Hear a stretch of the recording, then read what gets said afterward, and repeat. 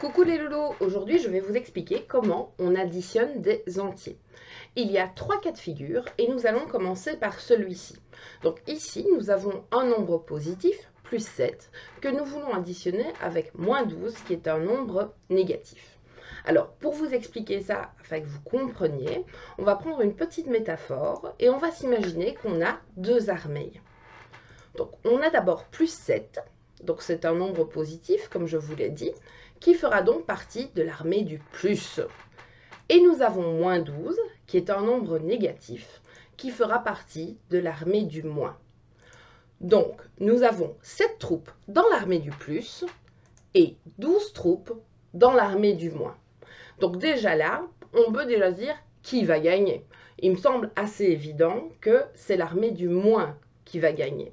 Ça veut dire que dans notre calcul, la réponse sera négative. Ensuite, c'est bien beau de dire qu'ils vont gagner, mais à quel point? Combien de troupes est-ce qu'il va leur rester à la fin de la bataille?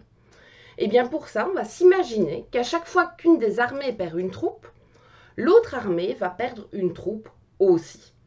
Donc, ça veut dire qu'il va leur en rester de moins en moins jusqu'à ce que l'armée du plus soit complètement annihilée, qu'il n'en reste plus aucun.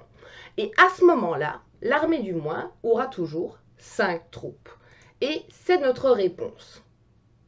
Donc, première chose, on regarde qui va gagner. Dans ce cas-ci, c'était l'armée du moins, donc la réponse est négative. Deuxième chose, on va regarder combien de troupes il reste. Donc, on va soustraire la plus grande valeur absolue. On va lui soustraire la plus petite. Donc, on va faire 12 moins 7. Et c'est comme ça qu'on trouve 5. Alors ensuite, deuxième cas de figure, nous avons toujours nos deux armées, bien entendu. On va additionner deux nombres positifs. Donc, on a un premier nombre positif qui est plus 7. Donc, comme dans l'exemple précédent, ça fera partie de l'armée du plus. Et nous avons un deuxième nombre positif, plus 12, qui fera lui aussi partie de l'armée du plus. Alors, dans la première armée, nous avons 7 troupes. Dans la deuxième armée, nous avons 12 troupes. Bon, ils font partie de la même armée. Donc ça veut dire que sur le champ de bataille, à la fin, eh bien ce qu'il restera, ce sera toujours l'armée du plus. Donc le résultat sera positif, ce sera plus. Ensuite, deuxième chose, comme ils font partie de la même armée, ils ne vont pas commencer à se taper dessus. Ce serait complètement ridicule. Par conséquent, ils vont s'allier. Ils vont se mettre ensemble pour former une armée encore plus grosse.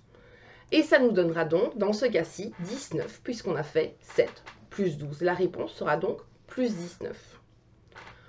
Nous allons maintenant passer à notre dernier cas de figure, quand nous allons additionner deux nombres négatifs. Nous repartons toujours avec nos petits soldats, bien entendu.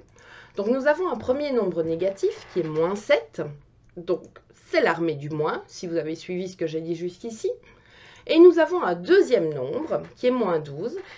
Et lui aussi, du coup, ça fera partie de l'armée du moins. Dans la première armée, nous avons 7 troupes.